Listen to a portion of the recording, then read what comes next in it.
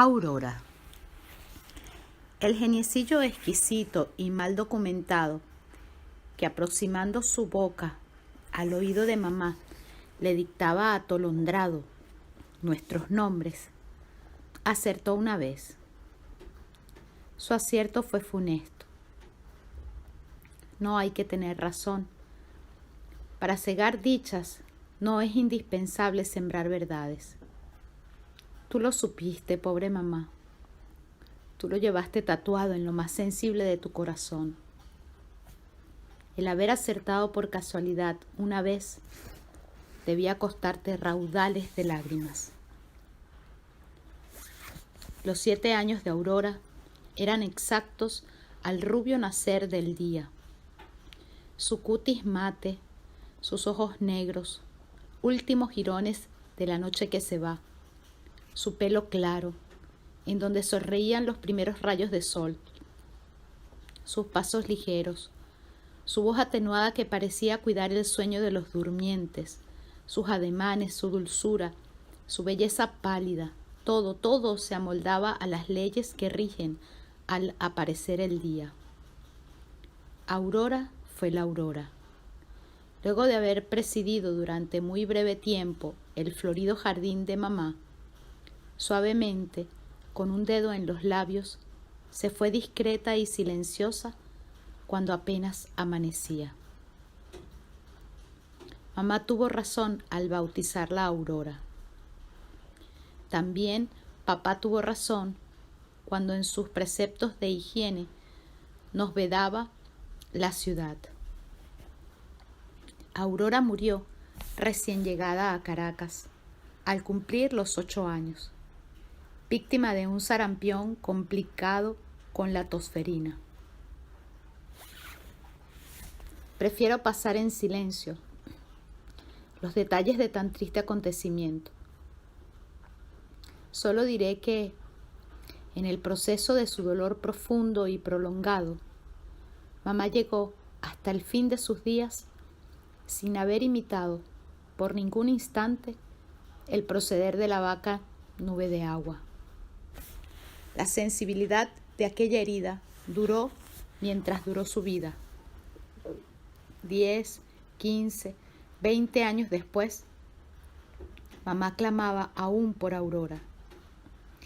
Al expresar su tristeza en sus clamores, estos, por muy tristes que fuesen, no dejaban nunca de estar sometidos a aquella especie de retórica exquisita que dominaba todas sus palabras y pensamientos. Dichos dolorosos clamores salían, pues, de sus labios impregnados de una teatralidad un tanto cómica, cosa que los hacía aún más enternecedores.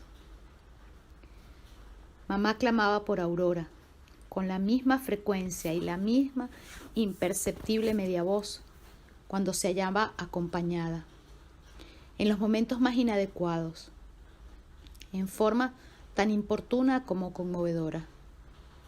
Así fue toda su vida.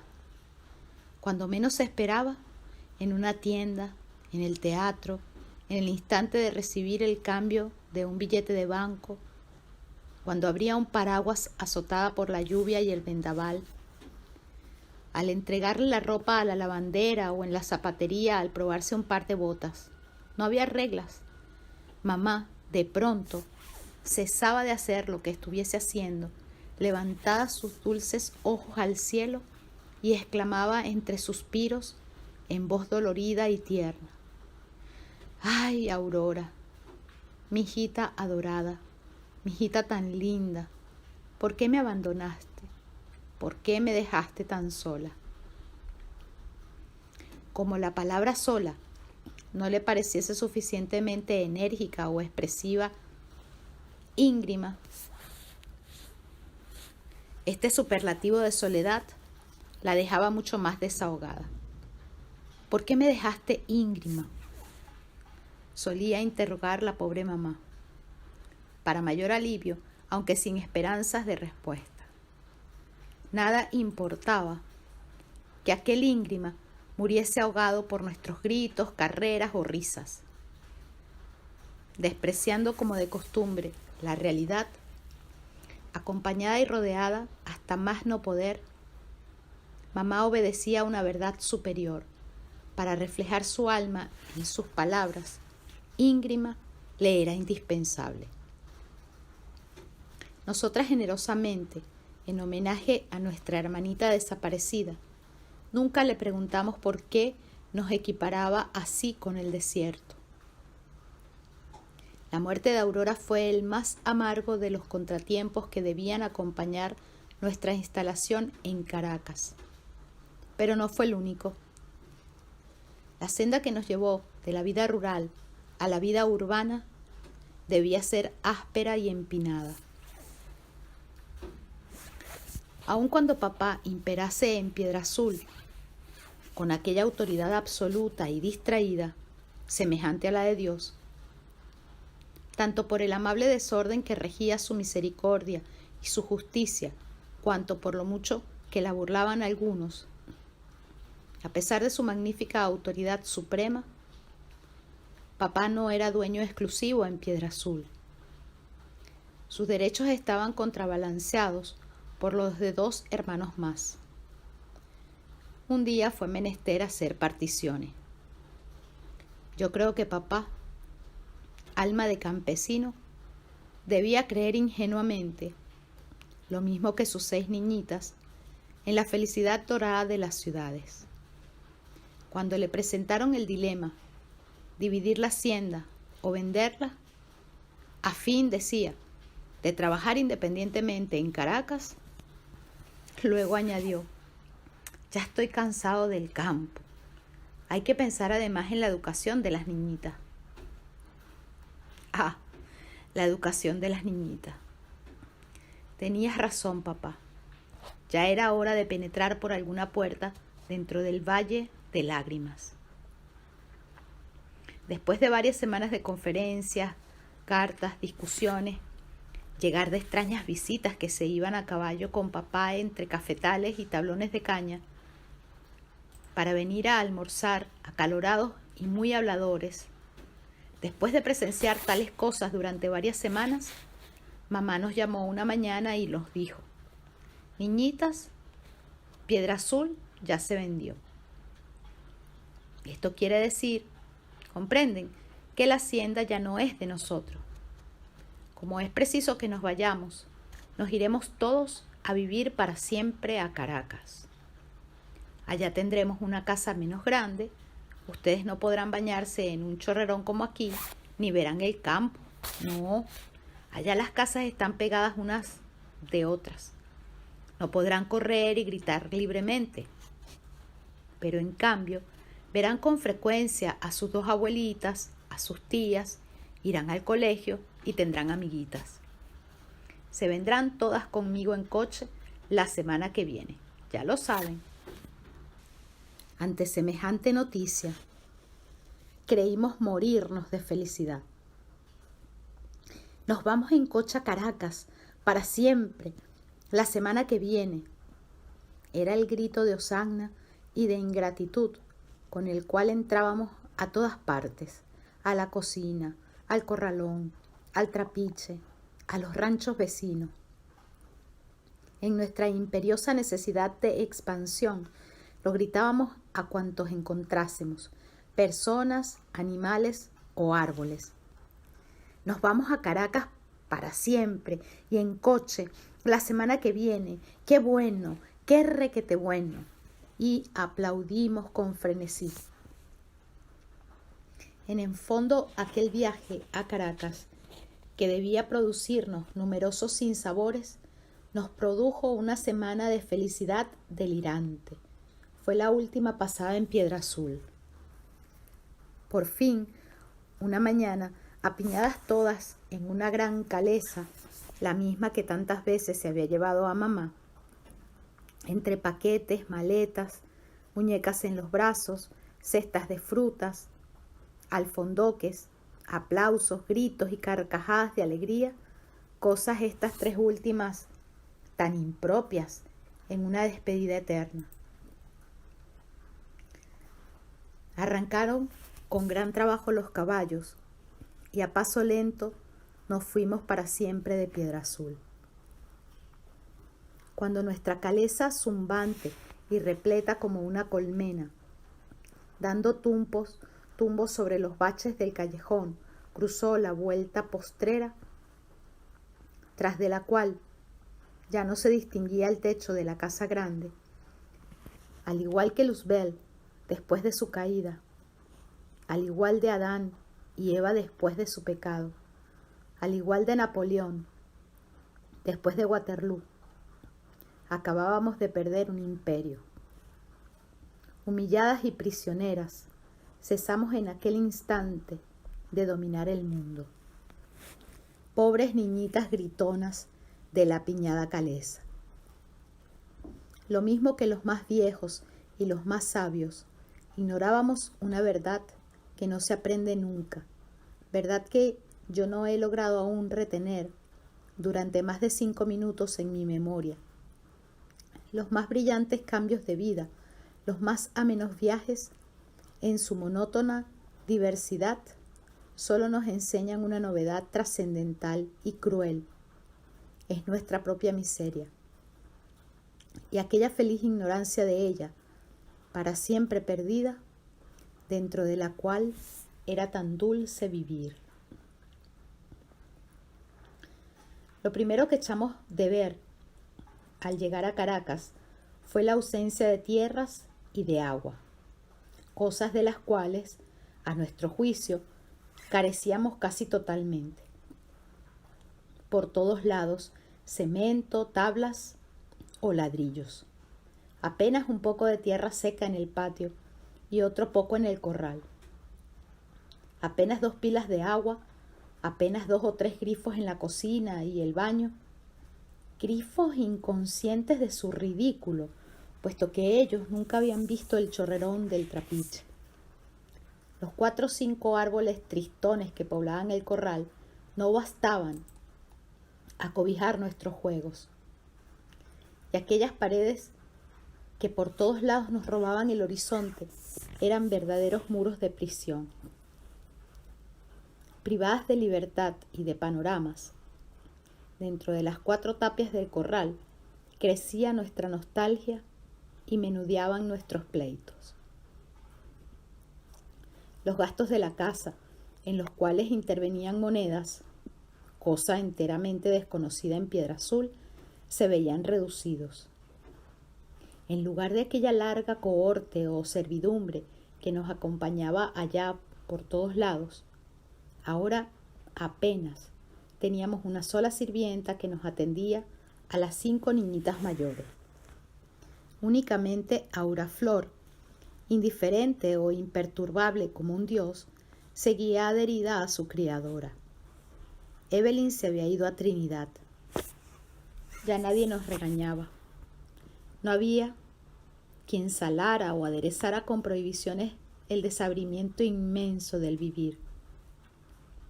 Nuestros caprichos, al brotar robustos y numerosos, sin que una mano providencial los podara, nos ahogaban de melancolía. Mamá, en una esquina de la mesa, entre un lápiz romo y un papel rayado, frente a una nueva cocinera de magnífico carácter y malísima sazón, sacaba la cuenta del mercado con monotonía, prolongando por finura los plurales de los comestibles. Plátanos, carne, papas, café, macarrones, lista diaria e invariable que solía rematarse así: hoy me has gastado demasiado. ¿Dónde estaban los días de abundancia cuando Vicente Cochocho llegaba con su burro cimbrado bajo el peso de las legumbres, los aguacates, los plátanos, los papelones, cosas todas que iba derramando en alegres montones sobre la amplia mesa de la cocina, ante la irritada vigilancia de Candelaria? ¿Quién le tomaba la cuenta con monotonía prolongando los plurales? ¿Quién le decía al fin, en tono semidramático: hoy me has gastado demasiado? Nadie.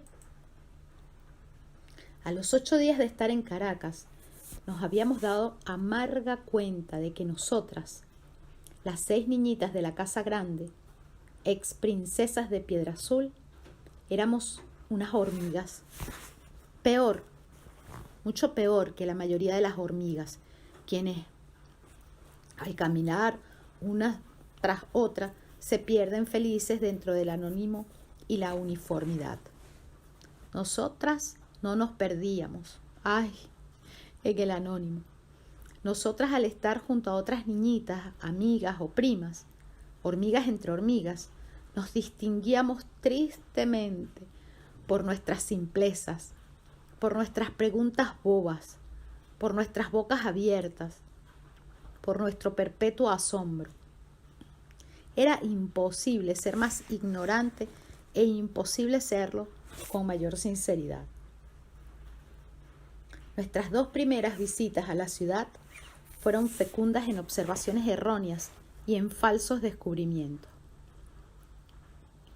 Lo primero que hicimos desde el primer día, al poner los pies fuera de nuestro zaguán, fue echar a correr cada cual por su lado. La nueva sirvienta o cuidadora, ya entrada en años y medio asmática, incapaz de empuñar con mano diestra aquellas riendas que Evelyn llevaba tan sobria y magistralmente, la nueva y vieja cuidadora, al apreciar nuestra desbandada general, detenida en plena calle y en plena incertidumbre, dirigía hacia los 4 puntos cardinales observaciones y amenazas desesperadas que no lograban agruparnos ni por un segundo delante de ella. Esparcidas y absortas en nuestras indagaciones, ni la veíamos. Separadas así, unas de otras, nos llamábamos a grito herido: «¡Mira, Blancanieves! ¡Espérame, Violeta!», lo mismo que si estuviéramos subiendo callejón arriba hacia el corralón de las vacas. Todo era motivo de estupefacción. Cuando veíamos una tienda nos deteníamos y la señalábamos con el dedo gritando: «¡Una pulpería!». A las aceras las llamábamos bancos, a los postes del gas, matas de hierro. Y cuando veíamos venir un señor y una señora andando gravemente cogidos del brazo, también nos deteníamos y también los señalábamos con el dedo diciendo: «¡Ahí va una yunta de gente!». Eso no era todo. Nuestra frondosa incultura se desbordaba a borbotones en la ciudad, como la de unos vándalos que, en lugar de sembrar desolación, derramaban candor. Si en Piedra Azul habíamos adquirido la costumbre de llevar sombreros, eran ellos sencillos y ligerísimos sombreros de cogollo que mamá adornaba con un lazo de gusto pastoril y que Evelyn nos encajaba en la cabeza con solidez y con un fin práctico: preservarnos del sol. Tales sombreros quedaban tan asentados, adheridos a nuestras personas, que no había para qué ocuparse más de ellos. Eran como las orejas o el pelo. Pero los otros sombreros, aquellos sombreros de ciudad que nuestra excelente mamaíta se había apresurado a adquirir al día siguiente de nuestra llegada, eran otra cosa. Casi siempre innecesarios, cargados de adornos inútiles, sostenidos por un caucho bajo la barba, eran molestos y vivían en perpetuo desequilibrio. No había modo de olvidarlos. Casi todas y casi siempre, al traspasar el portón, considerando que el llevarlos en la cabeza era mero convencionalismo, nos lo arrancábamos y los llevábamos en la mano con orgullo y bienestar, bajo nuestra inmediata vigilancia. Aquellos que quedasen coronando la cúspide de alguna que otra cabeza, tal cual es uso civil, tal cual acostumbraba a hacer siempre Violeta, celosa de conservar la libertad de sus manos, el que permaneciese, en la cúspide de una cabeza, perdía al instante su verdadero punto de gravedad. Sin la puntería o acierto indispensable a su salvaguardia, incapaces de medir con la vista el espacio necesario a sus correspondientes volúmenes, los enganchábamos en los picaportes de las puertas, en las ventanas bajas, en los codos de los transeúntes, después de lo cual quedaban inclinados hacia los ojos, encima de una oreja o sobre la nuca. Dependía de la dirección contraria a la cual hubiese sobrevenido el accidente o tropezón. El día de nuestra segunda visita a la ciudad, como acertásemos a pasar frente a la catedral, su aspecto imponente y vasto, protegido por la torre, nos recordó mucho nuestro perdido trapiche, amparado de igual modo por su chimenea o torreón. Alguien gritó señalando con el dedo: ¡un trapiche! Como era de rigor, Violeta se precipitó a fin de hacer antes que nadie las indagaciones del caso.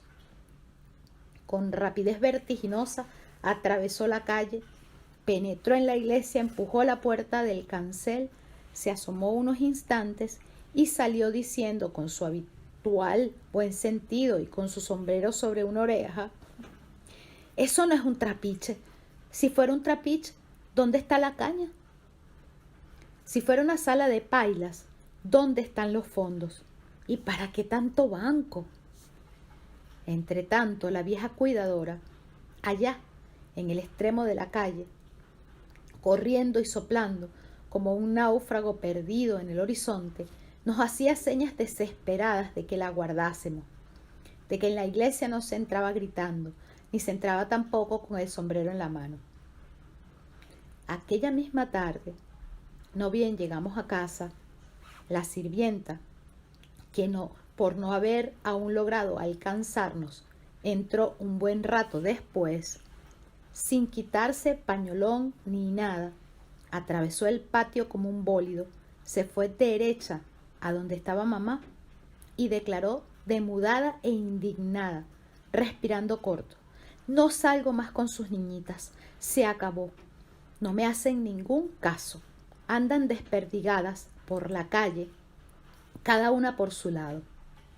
Llevan los sombreros en la mano, se tropiezan con todo el mundo, señalan a la gente con el dedo, entran corriendo a las iglesias y salen gritando. A mí me avergüenzan. Además es mucha responsabilidad.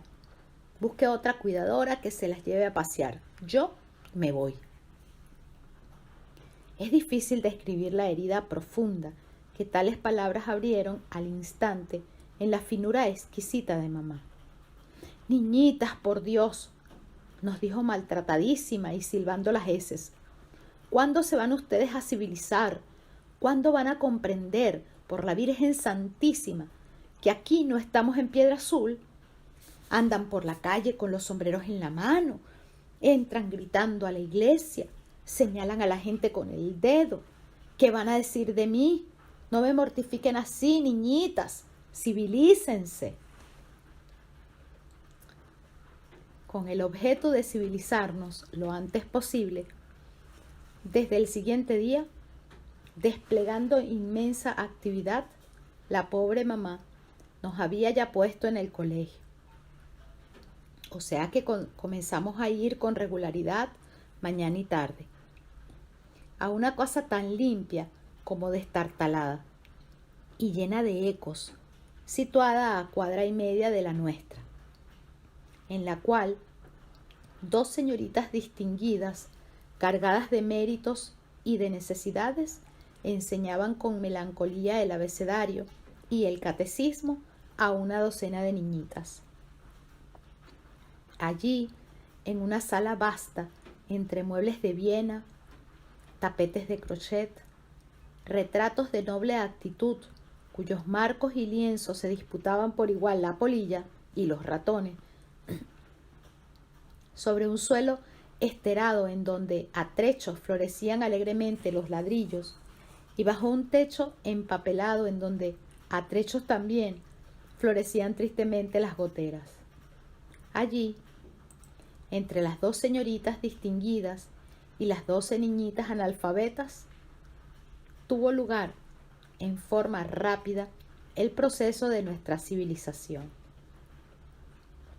Debo confesar que fue a costa de numerosas humillaciones, luchas y derrotas. Los pueblos adquieren la civilización guerreando y sufriendo. Lo mismo la adquirimos nosotras. He aquí, por ejemplo, cómo aprendí a conocer yo, en forma imborrable, ilustrada por pellizcos y bofetadas, el valor de la moneda. Frente a la puerta de nuestro colegio, o asilo de la melancolía y de las letras, sentada en el escalón de un zaguán, con un paño blanco sobre la cabeza y hombros, un espantador de moscas, blanco también, en su mano derecha, y en sus rodillas un amplio azafate poblado de polvorosas, suspiros, yemas, melcochas y coquitos que brillaban al sol como piedras preciosas, se instalaba todas las tardes una vendedora de dulces. Aquella vendedora, de actitud hierática, con su paño blanco y su enigmático rostro negro, era lo mismo que una diosa o un hada. Sus dulces, acariciados en perpetuo vaivén por las tiras inmaculadas y sonoras del espantador de moscas, eran los dones divinos que otorgaban sus manos al que le diese un centavo. Nosotras no teníamos la menor esperanza de recibirlos nunca, siendo así que papá había declarado: no veo ninguna necesidad de que apuren a las niñitas en el colegio. Tienen tiempo de aprender a leer. Lo que sí me parece en cambio indispensable es que las vigilen mucho cuando atraviesen la calle. No vayan a comer nada que pueda estar contaminado por el polvo o las moscas. Encadenadas a tal mandamiento, sin jamás tener un centavo, confieso por lo que a mí atañe, que no pasaba un día sin que yo rindiese a la vendedora el tributo de mi profunda, humilde devoción. Me detenía, si posible era, pegada a su azafate. Allí, con las dos manos cruzadas en la espalda, señal de rendimiento, contemplaba un rato las polvorosas, yemas, melcochas y coquitos. Escuchaba el ch, ch del espantador de moscas y me iba por fin lanzando esos suspiros que nos brotan del alma entre los deseos irrealizables. Pero no hay que respetar demasiado las leyes. Es sabiduría burlarlas con audacia ante los propios ojos de la autoridad, tan dispuesta siempre a aceptar cualquier colaboración o complicidad que la desprestigie. Una tarde, pues, antes de ir al colegio, me acerqué a mamá y, llena de habilidad, le dije con atrevimiento y dulzura: «Mamaíta, regálame un centavo».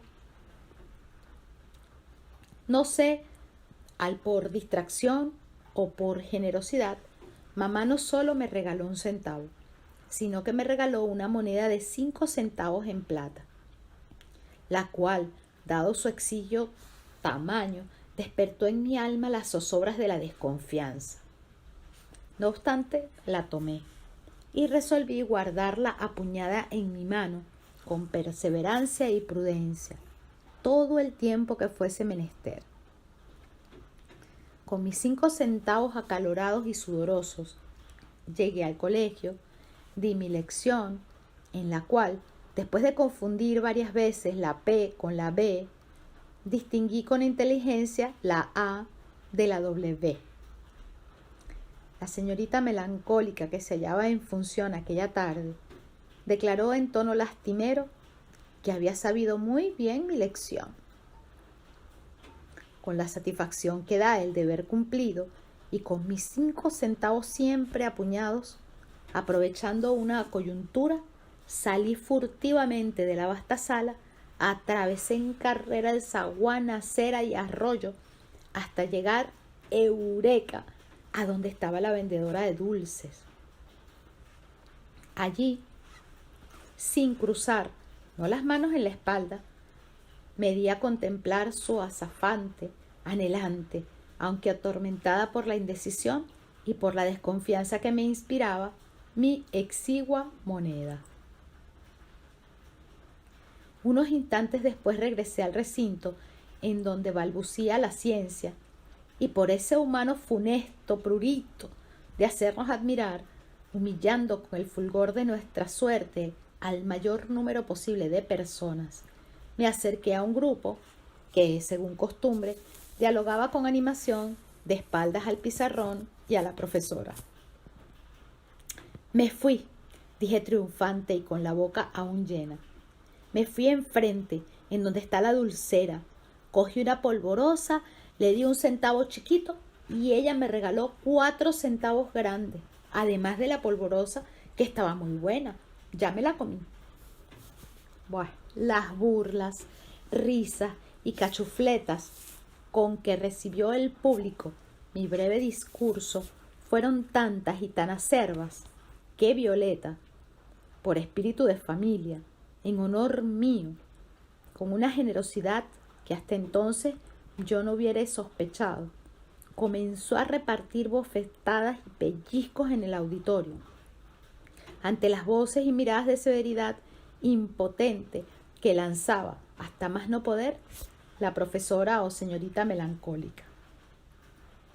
La reyerta, en la cual volaron varias cartillas y numerosas planas de palotes torcidos, horriblemente manchados de tinta, y en la cual tuve necesariamente que intervenir, fue desigual y cruda. En ella me arrancaron un lazo que me había atado mamá en la cabeza. Queriendo dar un golpe magistral, me lo di yo misma contra uno de los muebles de Viena. Rodé por ello al suelo, extraviando así 3 de mis 4 centavos que sepultó la estera en el océano de sus descosidos y desflecados. Entretanto, Violeta acababa de poner fin a la refriega en forma inesperada y sangrienta. Como una de las pacíficas espectadoras que, no habiendo tomado parte ni en las burlas ni en la lucha, a más de hallarse mirando, se hallase mudando y tuviese un diente sostenido apenas por un hilo, Violeta, al pasar con violencia junto a ella, la tropezó y se lo arrancó de cuajo involuntariamente y en forma sangrienta, cosa que produjo una impresión atroz. La pacífica desdentada comenzó a llorar en silencio. La lucha cesó. Violeta quedó cubierta de ignominia.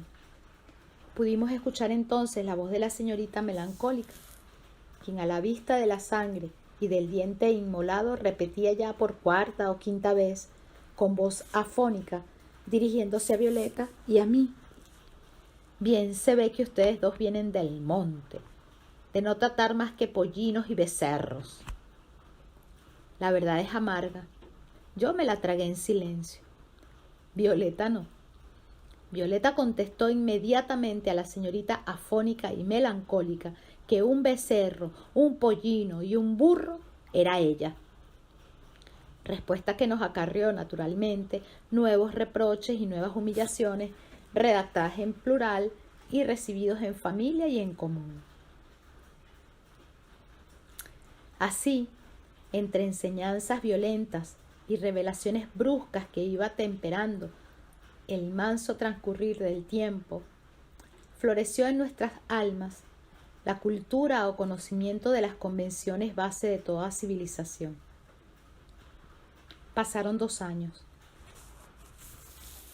La época lejana de Piedra Azul, rodeada por una aureola de melancolía, presidida dulcemente por el recuerdo de Aurora, que ya se había ido, edad de oro en paraíso perdido, se cristalizaba allá, en el fondo del pasado. A los 7 u 8 años, gracias a tal pasado, yo me juzgaba cargada de experiencia, creía conocer a fondo, salvo nimios detalles, todas las verdades de la vida, y sonreía con indulgencia al recordar las ingenuidades de mis tiempos ya idos. Hoy, transcurridos 70 años, tengo mucho menos arraigado ese sentimiento de la propia experiencia. tan cargado de soberbia. A fuerza de golpes, a fuerza de comprobar que nuestras aptitudes para el error son infinitas, he adquirido por fin la conciencia de mi experiencia, la cual me acompaña ahora con humildad y con algo de aquella frescura rosa y clara, cuya desaparición deploraba entre suspiros a los 7 años.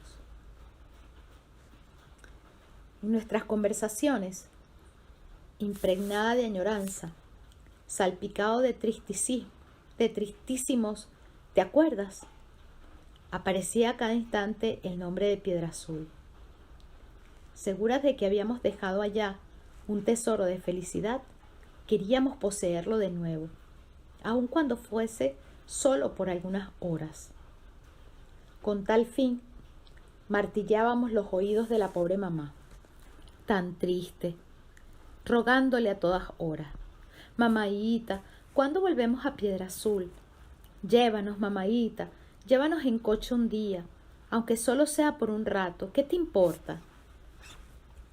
Mamá no quería volver a su antigua hacienda, no tanto porque el viaje fuese largo, pesado y polvoriento, sino porque sabía, por advertencia del corazón, que es peligroso el enfrentarse a las cosas sobre las cuales, de lejos, ponemos a reposar nuestros recuerdos.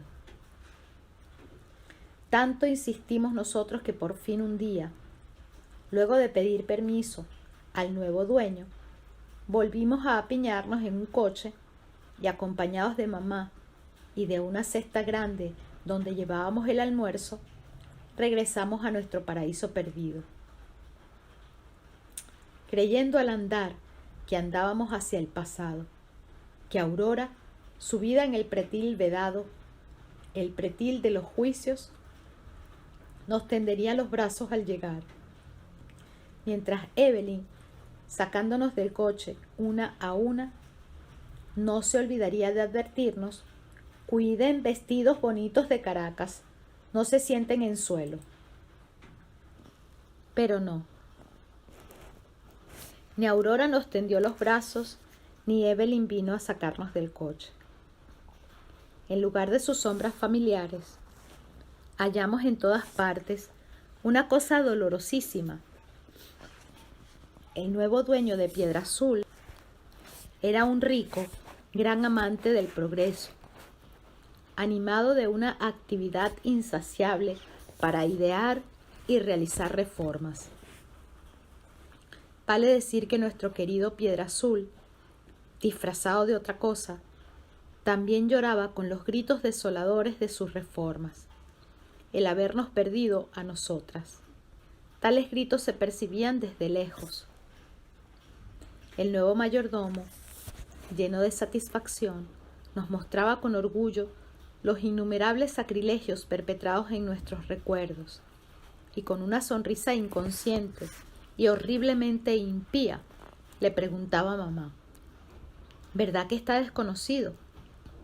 «Ah, pero así cuesta. Para llegar a esto se ha gastado». Y decía una suma enorme. Todo estaba cambiado. Era el triunfo del revés sobre el derecho. Donde estaba la sala, había el comedor, y donde estaba el comedor, había la sala. Donde había antes una puerta, estaba ahora tapiado, y en donde estaba una pared lisa, había ahora una puerta nueva, acompañada, si era posible, por una ventana. Sobre la tierra que llevó nuestro huerto ameno, talado los árboles, se alineaba geométrico un jardín a la inglesa, y en el terreno que ocupaba nuestro jardín oloroso había un huerto rasurado en donde crecían párvulos raquíticos, multitud de árboles exóticos.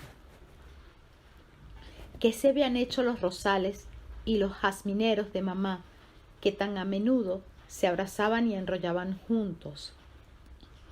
¿Dónde estaban los guayabos, la acacia grande, los árboles de pomarrosa guanábanas y guayabitas a rayán.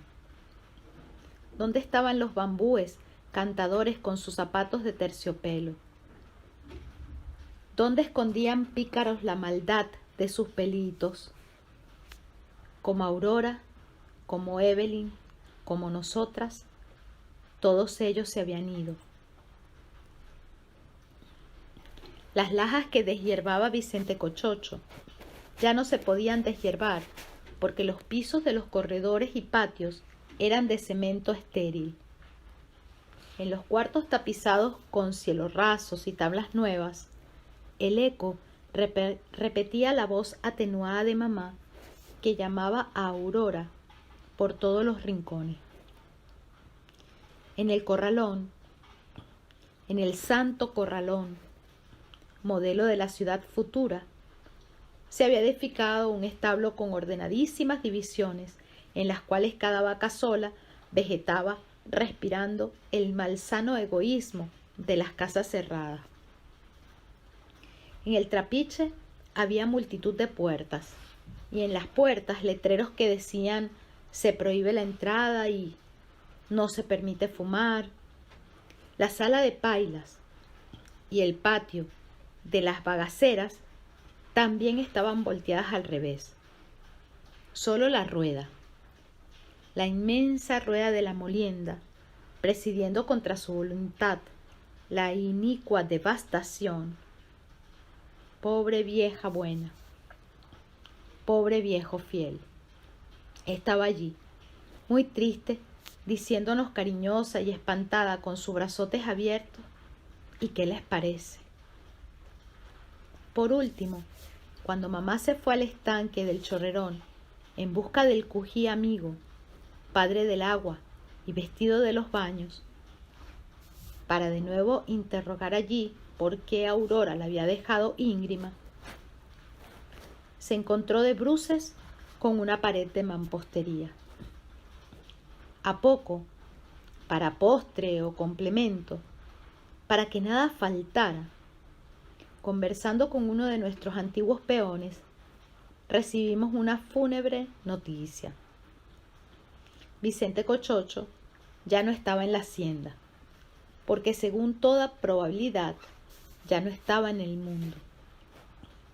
Luego de haber regresado ileso y triunfante de aquel su postrer alzamiento, una madrugada, tal cual era su inveterada costumbre, se había ido a buscar alguna hierba o a llevar algún recado a los revolucionarios. Quizá fue una celada que le tendieron. Lo cierto fue que de su excursión misteriosa y mañanera, Vicente no regresó. El peón que nos refirió el doloroso suceso, entre encogerse de hombros y estirar de labios con horrible naturalidad, terminó enunciando las siguientes hipótesis. ¿Cómo perderse? Él no era hombre que se perdía. O le dio de repente algún mal, o lo mandó a matar a traición un enemigo. Pobre Vicente, él que enterró a tanto, él que era tan curioso, ¿se acuerdan? Para fabricar las urnas. En el monte se quedó tendido, sin urna ni nada. Desbarrancado o enfermo o malherido, quién sabe cómo. Se lo comieron los zamuros. Nuestro almuerzo, que tuvo lugar junto al agua sobre la hierba vecina, huérfana del cují, fue silencioso y fúnebre. Poco se habló, nada de risa. El pan, el pollo y los huevos duros también sabían a tristeza. Mamá tenía razón. Debemos alojar los recuerdos en nosotros mismos, sin volver nunca a posarlos imprudentes sobre las cosas y seres que van variando con el rodar de la vida. Los recuerdos no cambian, y cambiar es ley de todo lo existente.